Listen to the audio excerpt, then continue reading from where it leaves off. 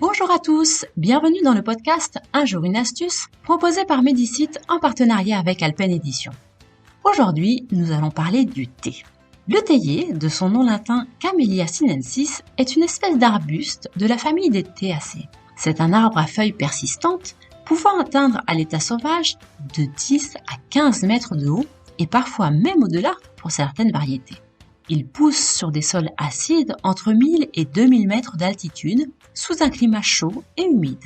Les différentes sortes de thé sont obtenues à partir de cette seule espèce. Et c'est en traitant différemment les feuilles que l'on obtient du thé vert, du thé noir ou encore du thé blanc. Découvert en Chine il y a plus de 4000 ans, le thé serait doté de vertus, sinon miraculeuses, du moins bénéfiques pour notre santé. C'est pourquoi les scientifiques l'ont étudié et continuent de le faire avec beaucoup d'attention. Réputé pour prévenir la survenue de certains cancers, c'est aussi un allié précieux pour nos artères, pour nos muscles, nos os, nos défenses immunitaires et notre mémoire. Des études récentes semblent en effet indiquer que le thé pourrait avoir un intérêt dans la prévention de la maladie d'Alzheimer et d'autres maladies neurodégénératives.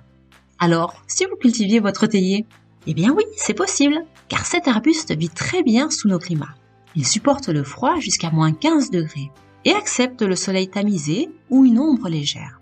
Et s'il préfère une terre aérée, riche et acide, on peut toujours lui aménager une poche de terre avec ses caractéristiques.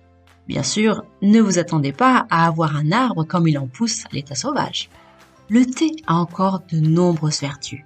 Pour découvrir tous ses secrets, je vous conseille le livre Les vertus du thé d'Isabelle Brett, paru aux éditions Alpen.